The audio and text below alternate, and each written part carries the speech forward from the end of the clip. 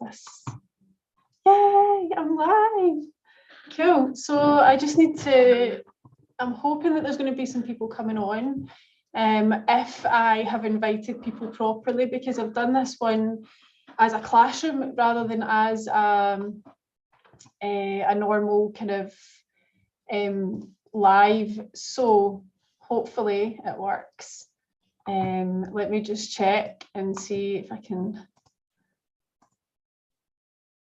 talk to some people, see if they're coming on.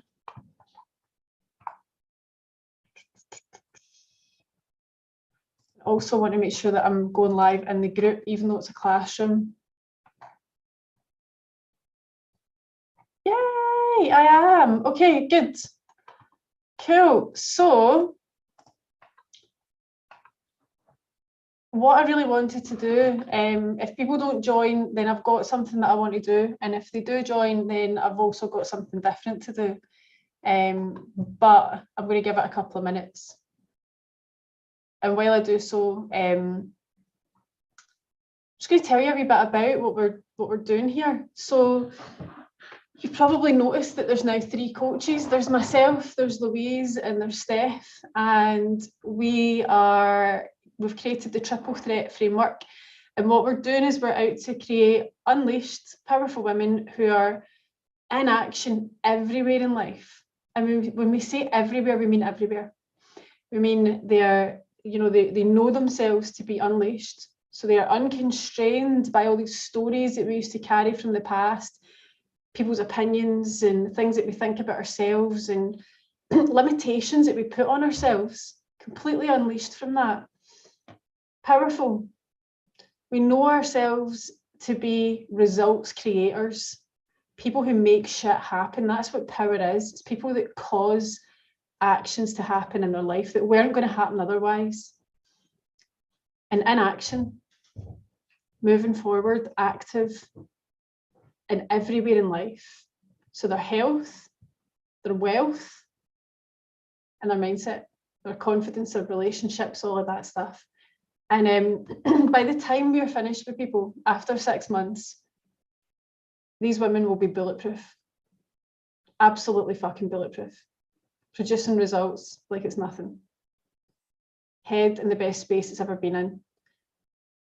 With an absolute banging body. I mean, I'm excited by it. I don't know if you can tell.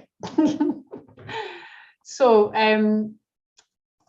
if nobody's going to come on, if everybody's too scared, that is totally fine. However, what I'm going to do is I'm going to go and get the thing that I was going to do anyway, and this was really interesting.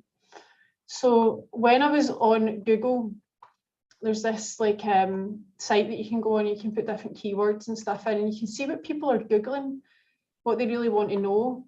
And I was just going to answer some of those questions. So, because they're clearly on people's minds and they might be on your mind.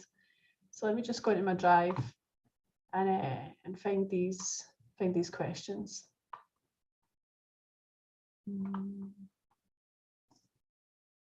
So I've only searched for confidence and self-esteem so far, but I will definitely be looking for more. So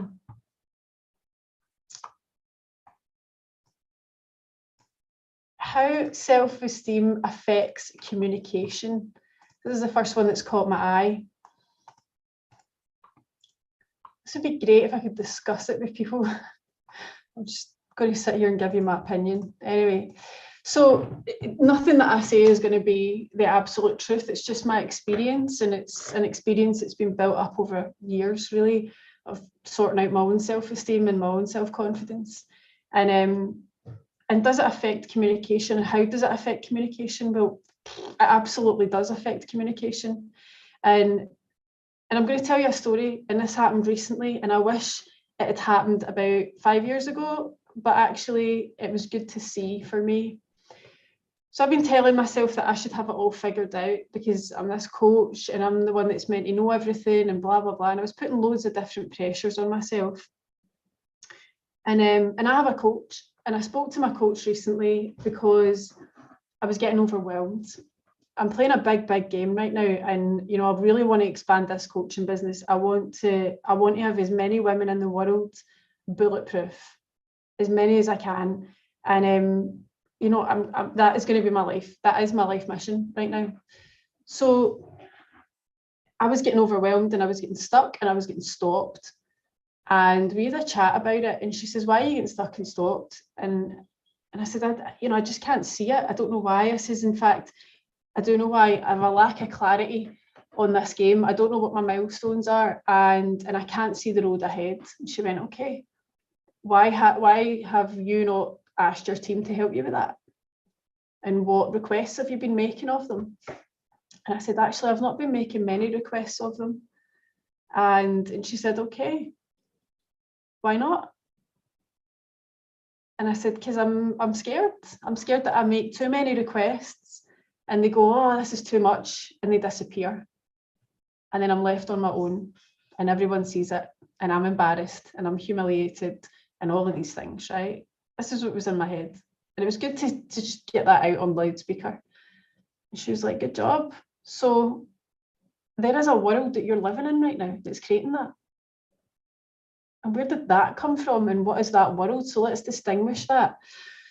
So this is something I'm bringing into my own coaching, because this was so helpful for me. So I started to distinguish, what was that world? What did I think I was, and what did I think the world was that was creating all of this? And what we got to was that I was believing that I'm not wanted, and that the world is ignoring me. And inside of that point of view about the world, inside of believing that about myself and about the world and how I relate to it, then I wasn't making requests of people. I wasn't asking for things that I needed. I wasn't asking for help. I was trying to do it all on my own, as usual. And I wasn't giving up control. I was resisting. I was avoiding communication and all of these things. And it was incredible to see. And she said, what's been the impact of that on your life? And my God, when I looked through my whole entire life, I could see that everywhere. So that with the first coach that I brought on, Ross, I wasn't asking him for things, and then I was getting annoyed because he wasn't doing stuff. I wasn't clear in my communication with him.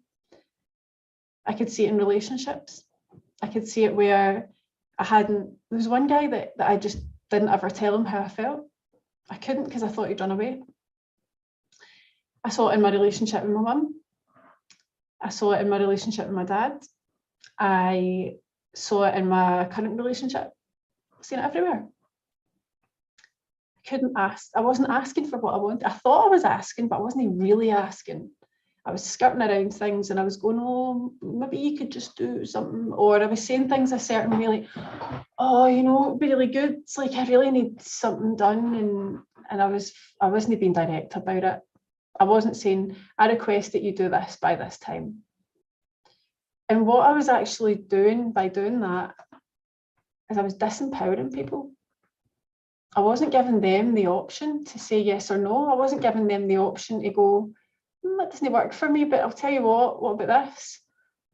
I was treating them as if they were too small to handle my big request of helping me with a little bit of admin.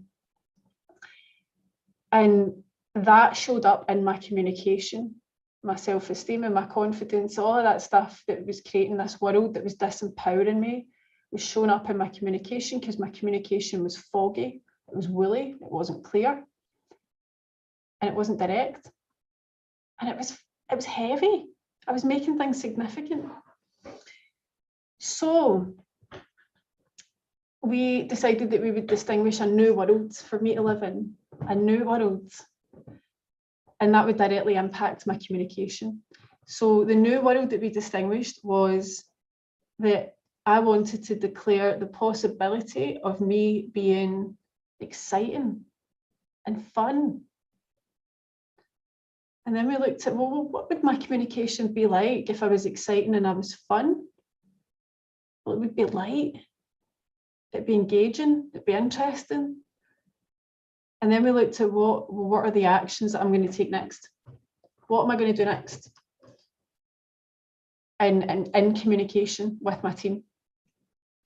And And I said, the next action I'm going to do that I promised to do is I am going to invite them to do some exciting, fun admin tasks. And I'm going to take excitement and fun in every single meeting that I have with them. I'm going to take excitement and fun in every interaction I have with them. And I'm going to bring that lightness and that curiosity. And we have our first team meeting since I had that conversation tonight, and I'm so looking forward to it. I'm excited for it. And I know it's going to be fun because I've decided that that is who I'm going to be for them. And I spoke to my team about it. And I said, look, I want you to hold me to this. If I'm not bringing excitement and fun, then let me know so that I can readjust that, and I can look at that and I can see what's getting in my way. So that your confidence and your, here's Jane, yay. So your confidence and your self-esteem directly impacts your communication. Hello, how are we? How are we? Great. How are you? Can you hear me? Yay! I can. Great. How are you? Can you hear me? Oh, hang on. Yay! Oh, no. You're always logged in about 5 different places. There you go. Amazing. So how are you? Oh my gosh. Great. The summer house has been moved. I know this is off piece. The summer house has been moved, as you saw in the video, and it's now blue. I've painted it blue. Oh, nice. So lovely. And the fence behind is painted. So yeah, it's all great. It's all great, Andrea. Thank you. Just a little bit late coming to the party. Don't worry about it at all. I was just talking about, so basically what I did is I went on Google, and there's this website that you can go on, you can put some keywords into it, and it tells you what people are searching for on Google. What are they asking? And it's almost like being able to see into people's heads and go, that's what's important to people. It doesn't matter what I want to tell people, it doesn't matter. It matters, what do they want to know? Hey, that's great. So I looked down the questions and I thought, that's what I'm going to do tonight. I'm going to answer some of those questions. And the first one that popped out to me was, does self-esteem affect your communication? And absolutely does. Yeah. How you're feeling directly impacts how you communicate with people and who you are for them. Yeah, absolutely. Because if you're feeling low and you're feeling tired, what are you bringing to the party? Yeah. Low energy and tiredness. Yeah, in communication. Yeah. But if you're feeling top of the world, buzzing, happy. Yeah. Yeah, yeah, yeah. You're going to bring that into your communication. Absolutely. And even communication isn't just spoken words, it's communication with yourself. It's also communication with your environment. So consider everything as a conversation. How I interact with this chair is a conversation between me and the chair. Like how I interact with this coffee cup is a conversation between me and the coffee cup. So if I'm feeling great, right, and I'm on top of the world, I'm just drinking this like it's fun and whatever. But if I'm in a bad mood, it's not. Yeah, that's so true, isn't it? That's so true. So how we interact with, or how we converse with a pile of laundry when we're not feeling it, or when we're on top of the world, how we're dealing with our hair and our makeup and our clothes, and how we're dealing with making our kids lunches or any of these things. Everything is a conversation. Yeah. Yeah, absolutely, yeah. Yeah. And if don't take it out on the washing. I mean, how many people do you know that take it out on things? Yeah. Because there's something the door. They want to say, they can't say it for whatever reason, because they're telling themselves they can't say it, or they're scared of what might happen if they do. And so they take it out on other things. And that is that conversation playing out. Absolutely. Yeah. Yeah. And if that's the case, right? Because I'm not saying it's true, this is what's in my head. But if that's true, then in fact, everything in the world exists in communication. Yeah. Yeah. Yeah, of course it does. Everything's done in communication. Every single, wars are fought and won or lost in communication. Yeah. Communication. Communication is key, isn't it? It's everything. It is everything. The only way that you cause things to happen in communication, you resolve them in communication. We declare things about ourselves and about the world and communicate. Everything is done in communication. Everything. We ignore in communication. Yes, that is withholding communication. Yeah. But that communication's still happening. It's just not happening out loud. Yeah, exactly. It's happening when we're slamming things. It's happening when we're beating ourselves up and we're seething and we're going, oh, fucking bastard. In our head, right? It's still happening. You can't get away from it. It's constant. So your self-esteem, does it affect communication? Fucking yes, it does. It does, yeah. Absolutely. You cannot escape it. Yeah, that was big. That was big for me to see, because I was just explaining earlier that I had a call with my own coach, and I said, look, I'm overwhelmed, and she went, okay, what are you overwhelmed by? And I says, well, I don't know. And I came round the houses, and then I was like, do you know what? I'm playing a big game in the world, and I don't have enough clarity in my game. There's not enough meat on the skeleton. She says, why not? I says, well, me and the team haven't really put the meat in the skeleton. Why not? I says, well, I've not been asking them to do it. And she says, right, what's that about? So we went in and we dug. So whatever world you're living in directly impacts your communication. And so we distinguished the world that I'm living in, and the world that I was living in that was causing all of that was I'm not wanted and the world's ignoring me. And that all harked back to, interactions with my mum when I was younger. And where I felt like... That is so interesting, isn't it? Yeah. I felt I was always overlooked. I was, pick anybody bar me. Do you want to see my photos? Nah, I'm busy. I'm going to get dinner on. Yeah. All of that, all those wee little micro things all added up. And then I decided, well, I'm not wanted and the world is going to ignore me. So it doesn't matter.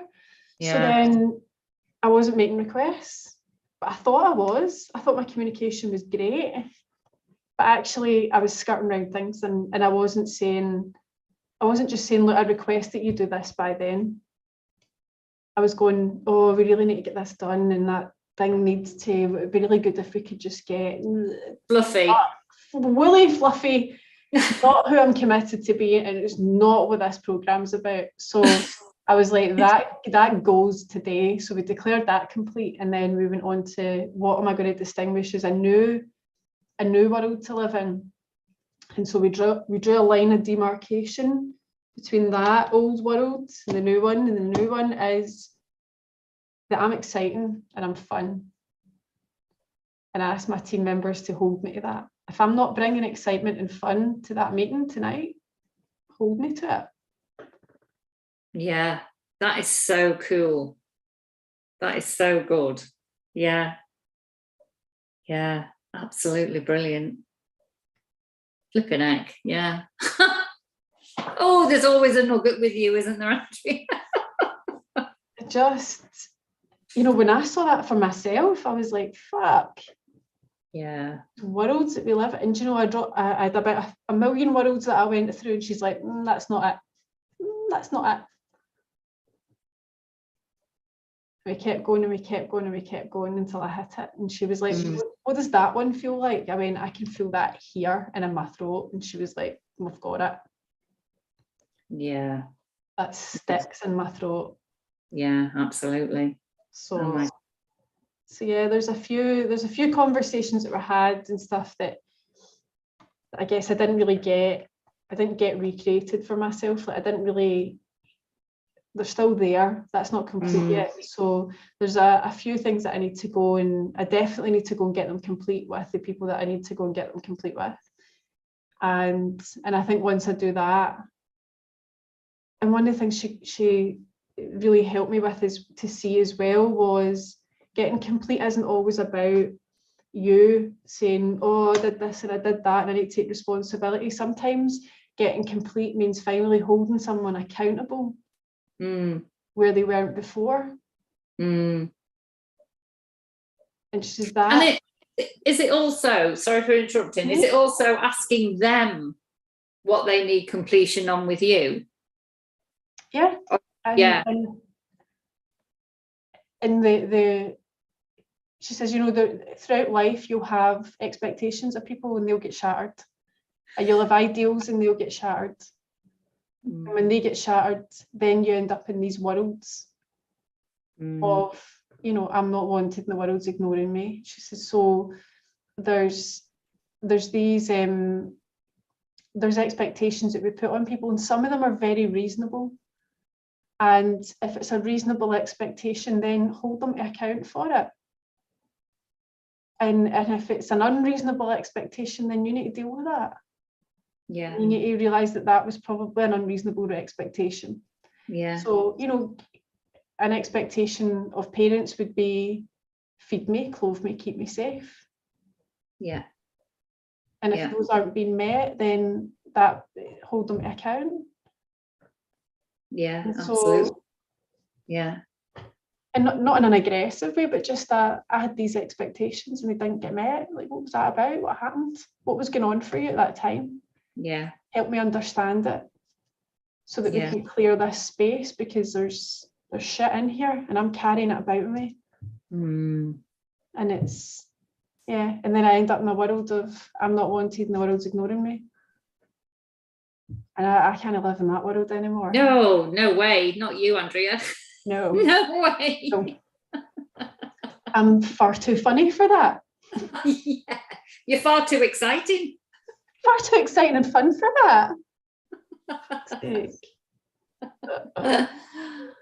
yeah. So yeah, that's where I got with it. So see, just running through all of that with you, what did you see in that for yourself? Oh my gosh, there's loads. I've got a weekend coming up with somebody who we're going to complete a lot of stuff. Amazing. We are. We're going to complete a lot of stuff. We're going to have a really raw conversation, a two-way conversation. And I've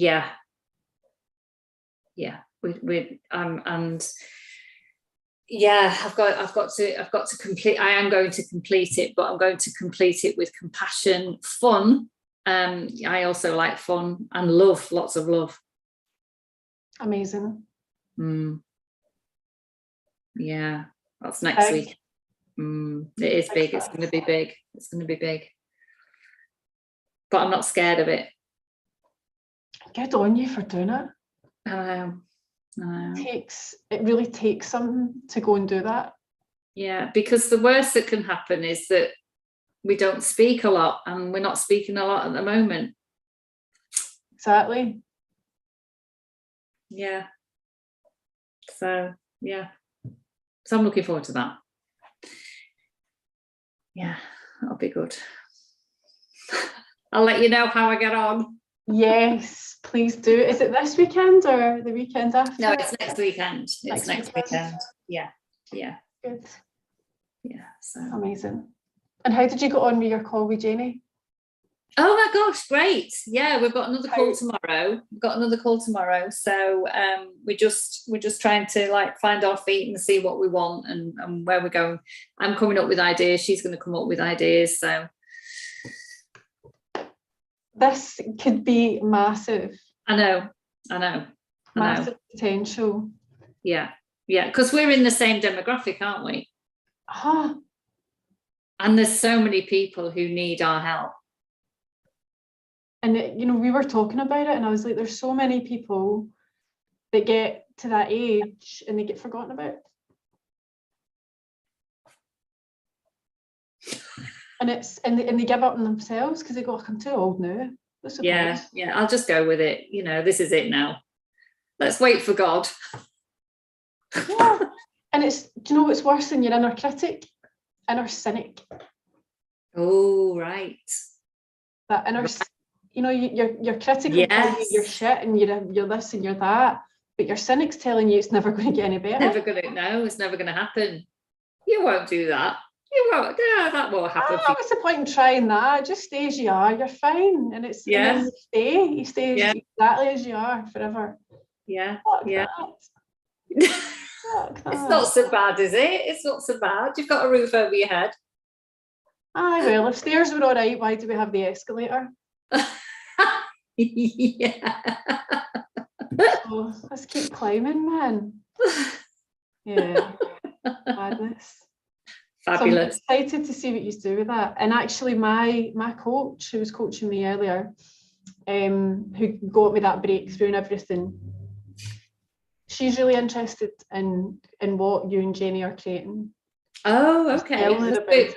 Yeah, because we're looking for the third, and I haven't got anybody on my radar. She is performance. Wow. Doesn't well, she sounds like this. Yeah. So there's definitely a conversation to have, I would say.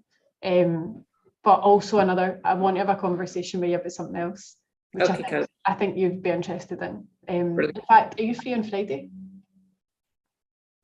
Tomorrow? Yeah. Yeah. What time? Between 10 and 1. Between 10 and 1? Yep. Yeah. Oh, at 10 o'clock I've got Janie. Okay. So what time? So maybe 11 or something? 11 will be perfect. Okay, cool. Yeah. Yeah. Will you Zoom me or whatever? Send me a link or message, whatever. We'll do, won't we? Yeah, I will do. We'll take it off of here though, because yeah. The thing I want to talk to you about, it's quite a big thing. But I think if both of you did it, then if both of you did this path, then both of you would, whatever you're creating right now would be 10 times bigger. Okay, cool. And it's basically the path that I'm on right now, but there's steps to get to it. And if you do the steps, I've researched it for you, and if you do the steps, you could be on the path that I'm on right now by August. Wow. Okay. Yeah, we'll have this conversation. Yeah. I would love to see you in there in August. Okay. And whatever team I'm leading, I'd get you in my team as well. Okay. So yeah, it could be good. Right. So anyway, that's us. I'm gonna go and coach at 6:45. Then I've got my team meeting where I'm going to bring fun and excitement into it. So Jenny, what are you bringing into your evening tonight? How are you going to be in communication tonight? I'm just going to be open to looking at where I'm not in communication. Oh, nice. Yeah. Nice. Okay, good. And why I'm not in communication. Right, brilliant. And what is that withheld communication? What are you not saying? It'll be saying how I'm really feeling and how I want to move forward. So yeah. And yeah, fun. I'm gonna be in communication with fun. Yeah. So yeah, dig that out. What is it you're not saying or not asking? And what happens if you give that up? If you give up whatever. Because there's always something, isn't there? There's always something. You say something and then you've got your mind saying, well, I really mean that. Yeah.